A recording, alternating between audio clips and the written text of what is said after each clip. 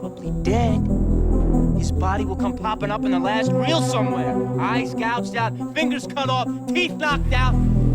See, the police are always off track with this shit. If they watch prom night, they'd save time. There's a formula to it. A very simple formula. Everybody's a suspect. Here's Johnny. Groovy.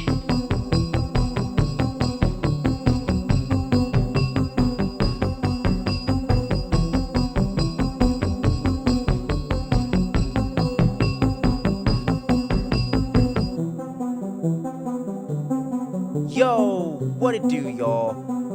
This is Fandom Frequency, where we get into the entire multiverse of pop culture, but y'all already know from the intro, this is all about spooky season, baby. Everything that's Halloween and horror related, we're going to be covering it here on the channel, all during the month of October, starting from the beginning of the month, and we're going to be covering all the new releases and stuff like that for the most part, like Exorcist, Five Nights at Freddy's, might even go try to catch up with Saw X, potentially, to be determined on that. And we're going to be covering some old school horror films, some modern classics. We're going to be doing some rankings, all types of stuff here on the channel.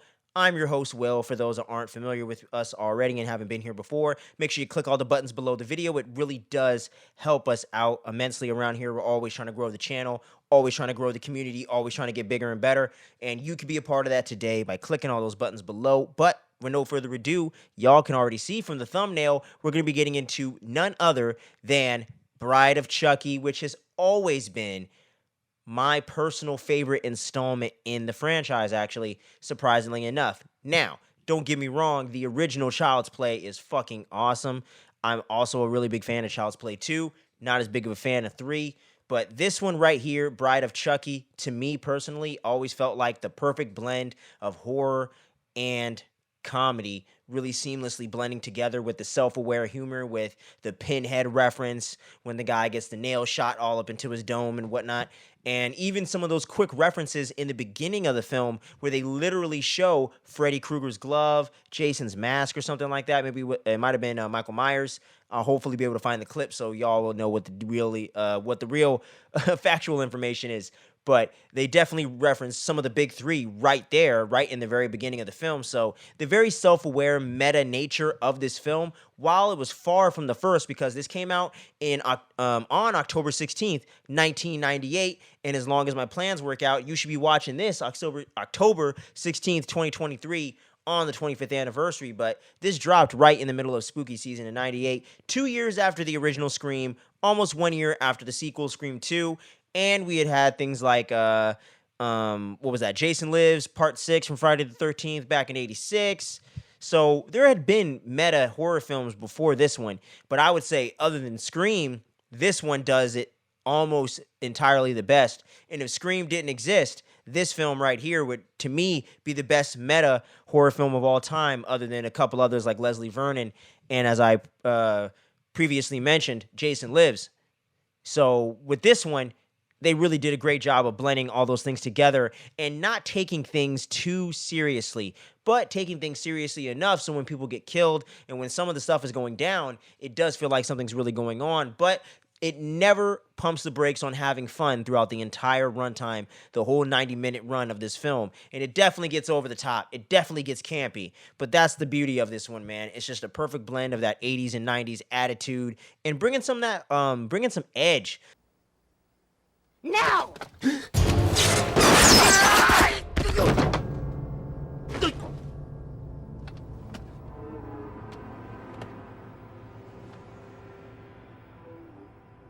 Why does that look so familiar? See?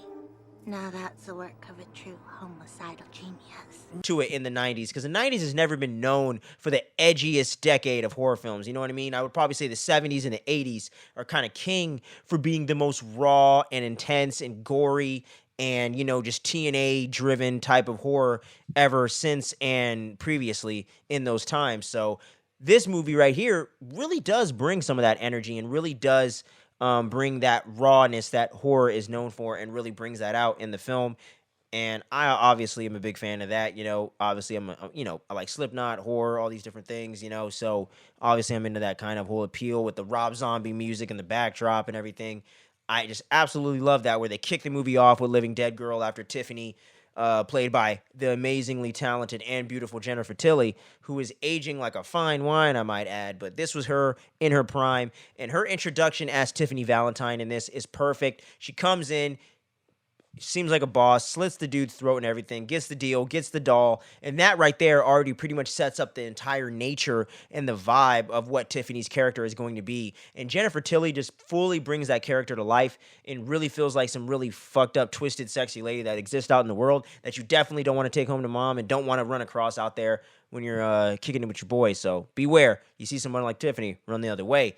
But just absolutely love the casting of Jennifer Tilly in this part. Not exactly sure if she was like super huge at the time, but I do feel like this has become her most iconic role and her most iconic film. And the one thing that I think she will always go down for being known for when it's all said and done, when her career is fully over and she retires and whatnot and goes off, rides into the sunset, this is what she's going to be remembered for. And for good reason, man. She just really brings this character to life and just brings the performance to such a dope level, man. She really just feels like this character, and her just being able to have that charisma and be sexy at the same time just totally plays into this role, and I think just the casting of that was absolutely excellent. And then you got the great Brad Dourif returning to be Chucky, aka Charles Lee Ray, or I should probably have said that in reverse. You get the point.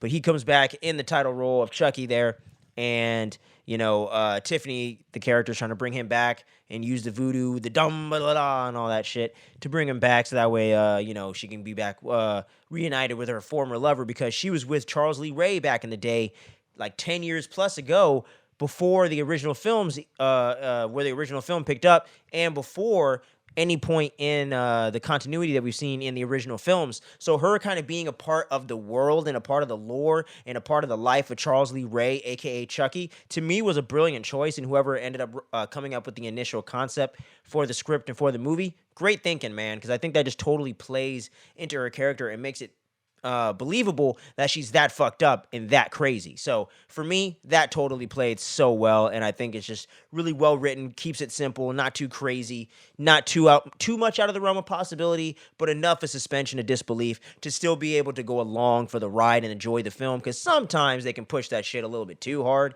especially in genres like horror. So it's good to see a breath of fresh air 25 years ago when they were able to pull this one off and really keep the script pretty tight for the most part and kind of stick to the previously established lore and not get too crazy with some of the things that I've heard from Cult of Chucky. Haven't seen it, can't judge it, but I've heard some pretty crazy things about him being able to switch in all these different dolls and all these different things and all the crazy new abilities that he's able to do with the voodoo and whatnot. So this movie definitely does not delve way too far into that. It reminds me of Nightmare Part 3, where they delve into the comedy, they keep the horror, they establish more lore and flesh it out, but don't forget what the essence that makes the franchise what it is and what makes it work. So absolutely love that aspect of the film. And you got some really good actors in here too, man. People from all over the place, all over the spectrum, and some people that are no longer with us anymore, like the great legend John Ritter, or even Alexis Arquette.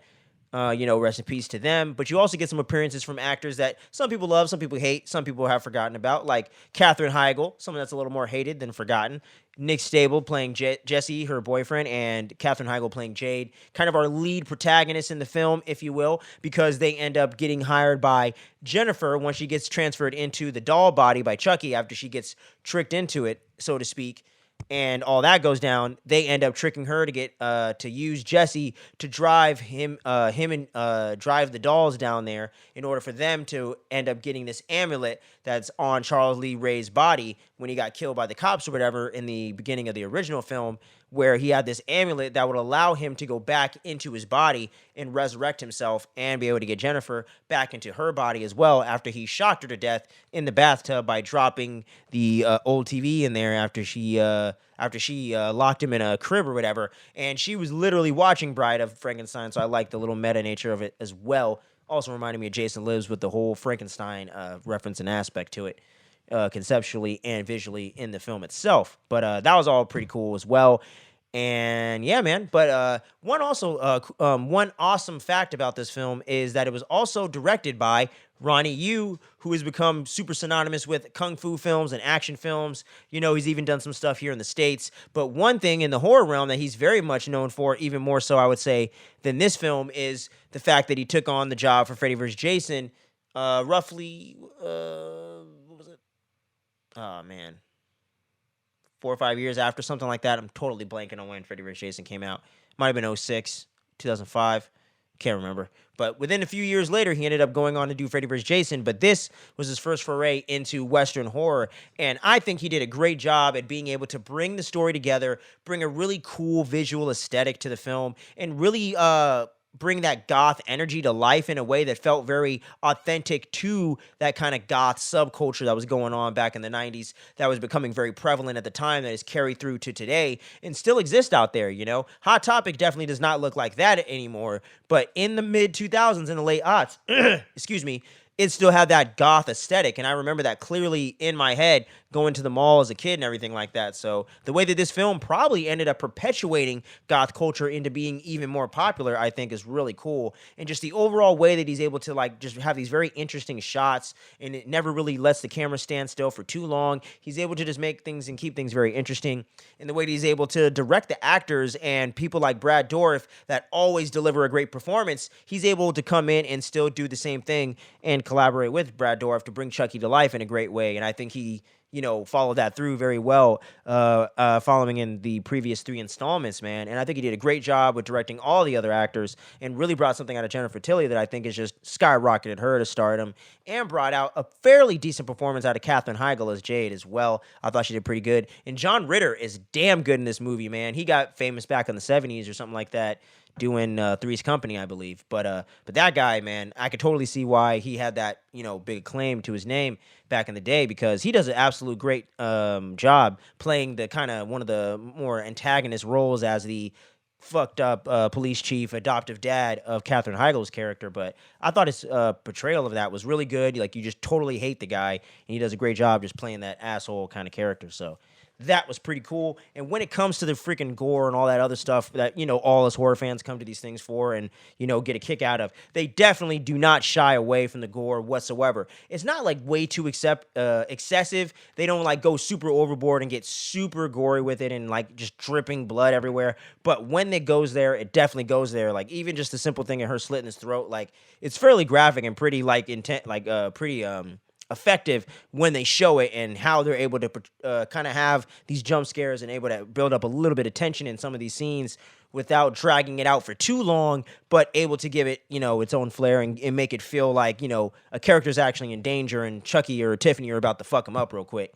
And let me say, with Tiffany being as fucked up as she is, she's able to make Chucky even get more creative, if you will, with the kills and doing crazier shit, like blowing up the freaking car and shit like that, or shooting all those freaking nails into John Ritter's face and whatnot, and then throwing him into the trunk in order to freaking get Jade and Jesse framed for that shit and everything. And even when their best friend David or whatever gets ran over by that truck and gets his freaking body like just totally obliterated, that was CG blood. Didn't look terrible, but didn't look great. But overall, the effect is still there.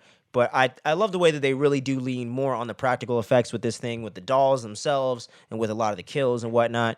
And they're pretty memorable. Like, even Tiffany getting shocked to death with Bride of Frankenstein on the TV in there, and the way that Ronnie Yu's able to use those Dutch angles and bring in such interesting angles in the way that he shoots these things. It really makes it very frenetic and very cool to watch, man. It just makes it feel like this really like cool music video-esque type moment in the way that he's able to film the intro with the title drop, with the freaking Living Dead girl from Rob Zombie coming in, playing in the background. Just the way he's able to really seamlessly put these things together is just so cool, man. Like, this movie has such a cool like goth aesthetic. The only other movie that I can kind of think of, or movies that kind of match that, is some of Tim Burton's like early work, like Edward Scissorhands or Beetlejuice and things like that. Batman Returns. Or another filmmaker I just had in mind, and now I'm forgetting it. Or even like Coraline or things like that. Or The Crow from '94. You know what I mean? Rest in peace to Eric Lee. But Brandon Lee, sorry. Totally fucked up his name right there. Brandon Lee. Rest in peace to Brandon Lee. You didn't hear that. You didn't see anything. Shh. But here we go. But yeah, so that's pretty much the thing there, man. And I just have an absolute blast every time I watch this film. And the cover itself is just so iconic. I remember seeing that on like VHS like covers and everything back in the Hollywood blockbuster days. back in those early 2000s, late 90s and everything. So just the image of those characters and the design with Chucky getting sewn back together has always been my favorite look of the character. And I think Tiffany's like doll version of the character and everything is equally as cool looking and as iconic and everything like that. And I definitely plan on owning some life size replicas of them. Don't tell my mom, she's gonna get scared. But anyways, but yeah, man. So absolutely love the design of the characters and just the way that the film comes together. It's endlessly rewatchable. If you haven't seen Bride of Chucky, you definitely need to do yourself a favor and go out and check this thing out, man. Kick-ass soundtrack, awesome kills. Brad Dourif, just never better as Chucky. The great introduction of Jennifer Tilly as Tiffany. That is still one of the biggest characters to make an impact today, even more so than Andy, the original protagonist himself. So that says it all right there. And I want to hear from all of y'all that watch this. Let me know what you think about Bride of Chucky in the comment section below. Where does this rank for you in the overall Child's Play franchise? Is your favorite, least favorite, somewhere in the middle? I would love to hear that. Is Tiffany your favorite character of the franchise? Similar to me, pretty much. Absolutely love Tiffany. I think she's just such a badass, cool character and just brings this kind of like almost sympathetic, kind of relatable nature to her. But then you realize that she's fucked up and kind of brings you right back around to it. So, and just feels a little more likable than Chucky, obviously, even though Chucky's fun to watch. So I just really love that element that Jennifer Tilly was able to bring to the character. So always been my favorite, but let me know who your favorite character is in the franchise, or if Andy's your favorite. Let me know. And yeah, so this is the 25th anniversary of Bride of Chucky. Definitely wanted to celebrate it and do it big. We're knee-deep into spooky season right here. We're about halfway through. So make sure you're checking out all the content we've already done on the channel and all the content that we're going to have to come. We should have already had a few reviews up and things like that. We got more stuff coming for you guys. The Exorcist should have already gone down. Five Nights at Freddy's should be right around the corner. And I'm not sure if we would have gotten the Saw X. Maybe, maybe not. But you'll know by this time, because you're in the future, I'm in the past. We're time traveling. Great, Scott. Here we go. But on the real, thank you so much for checking out the video and for messing with my corny jokes and for showing some love on the channel, and for all the new subscribers and everything lately. Thank you so much for showing support to the channel. We love you. We appreciate you. Make sure you're going out there and celebrating spooky season right, watching those horror movies, going to those, pumpkin patches and going to all the scares, Halloween Horror Nights, all that jazz. I want to hear about it in those comments. We're going to catch you guys on the next one. We got some really cool horror flicks we're going to cover before the end of the month. Five Nights at Freddy's. And we're going to be continuing the Loki review series over there for my MCU heads. So until next time, much love. Catch you on the flip side, y'all. Peace.